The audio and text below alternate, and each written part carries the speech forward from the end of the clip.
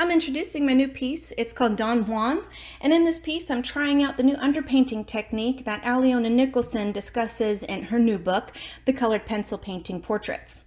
I started off with my reference photo. I took a picture of a Don Juan rose that grows in my garden, and I used different filters to capture the different lighting and shadows. So I started out with my usual UArt 600 sanded paper. By the way, I'm almost out of that, and I'm looking forward to trying out some new materials that I purchased. So anyways, I use my UArt 600 sanded paper, and I'm using burnt sienna and a yellow ochre to create that underpainting technique that the masters use in their oil paintings way back in the day. So I thought it'd be interesting to give it a try on a rose as a little practice piece. So I'm just basically establishing the darks and the lights. And I use the powdered blender to blend together those burnt sienna and yellow ochres to create that, that nice blend of shading from dark to light and establishing where the shadows are on the rose. Using that burnt sienna, and I use the burnt sienna in the darkest areas. And I'm using a very light hand, which means that I'm barely scratching the surface. And then I take my yellow ochre and I sort of add on top of the burnt sienna and work my way out to establish that gradient.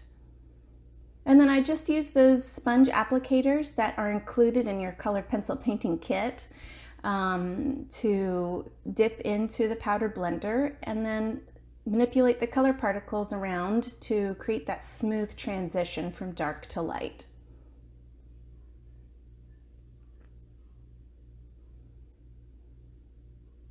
It's surprising how accurate you can get with this sponge because it is sort of a broad, even though it's small, it's very broad, but you can use the tip of it to get into the tiny little corners and this and that. So here you can see I'm starting with the titanium white. I love to blend a little bit of powdered blender in with the titanium white in the lid of the container. And that acts as a dry diluent to the titanium white, and you can gradually build up the opacity of the titanium white on your picture. Or you can just dip it straight into that titanium white powder and apply it straight to your piece. And you can see here, that's what I'm doing. I just take the powder applicator and I dip it into the mixture as well as the straight titanium white.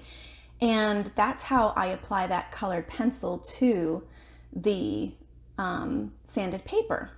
And it is, again, it's ground up colored pencil, so it's not like you're mixing mediums. You are using colored pencil in a powdered form, just applying it a different way. And there you can see where I have completely blended the white into the shaded areas, and I'm starting to add the color. I could not decide which method I wanted to use on giving that glazed look, because when you do an underpainting, the big purpose of that is to glaze on top of it because you've already established your shadows and your darks and your lights, and then you add the color on top of it, and that already has this, established that three-dimensional look from the base layer. And I forgot to mention, I did spray this with that texture fixative.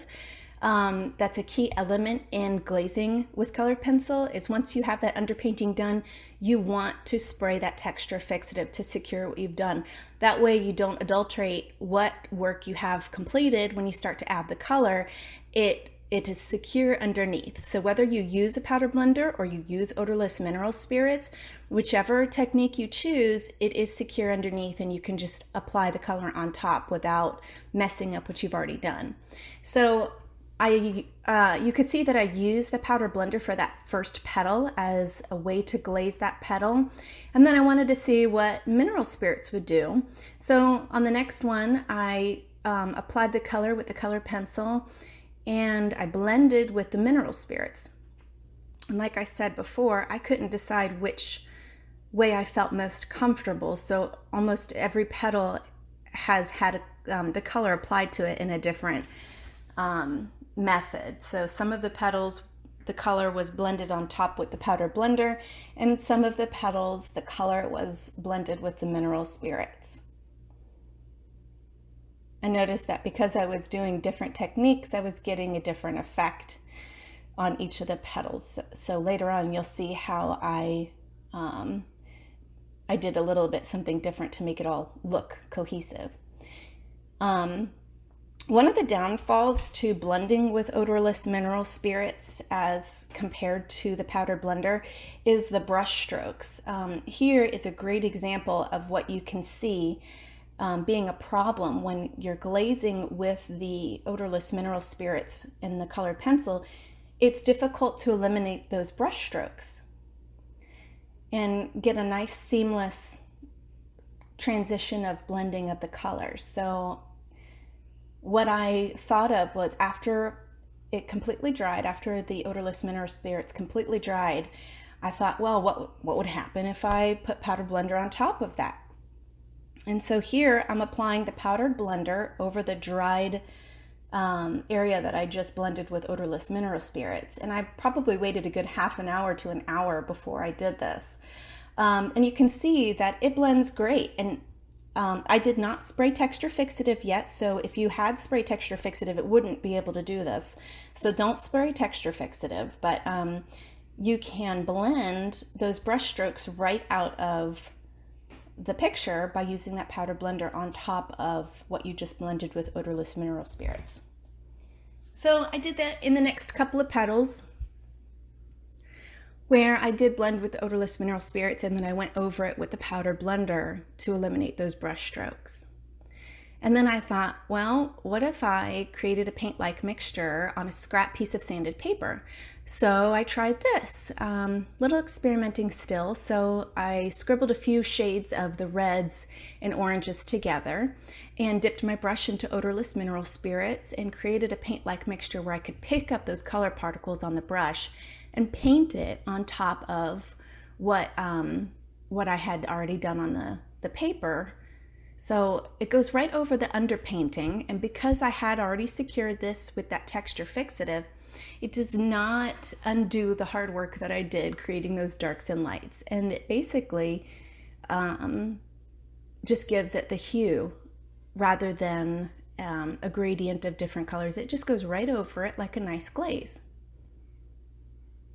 And I actually kind of like the way this came out all by itself, and I wish I had thought of this earlier on, because I would have done the whole piece just like that, where I created a paint-like mixture on the side and just applied it on top of the underpainting. But you know, that's what experimenting's all about, is you learn as you go. So there is my rose with all the color applied to it, and I thought it looked a little two-dimensional, so I figured I'd go over it with another layer of the titanium white and powder blender mixture to establish where the light is hitting the rose. And before I went any further on the rose, I decided I would give my mind a break and work on that background. The background I'm doing the same way as I've done the past two pictures, my blueberries and my blackberries, where I make the subject pop out by applying the titanium white and powder blender mixture and moving it around in little circles to make that background more white rather than that beige sandy color. And that does, it allows the subject to kind of pop out when you want it to be a silhouette. And I didn't like the rose just being on the white background, so I did add some leaves, but I wanted the leaves to be blurred and almost like a bouquet effect. So I blended out the greens. I used about 3 or 4 different shades of greens, and I just blended them out in a very haphazard way so that they were not finely detailed and they were very abstract in the background. That also brings the focus to the rose, which is the main event of the picture.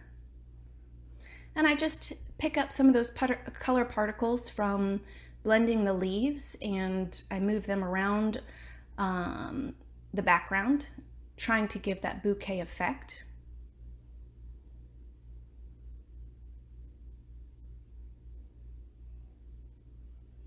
And then I wanted to make some of the leaves appear closer than others, so I did take some of that odorless mineral spirits, and where I wanted the color to be very opaque, I just painted the mineral spirits in over those areas so that they would seem a little closer, and the leaves in the background that were blended with the powder blender look like they're off in the distance a little bit more.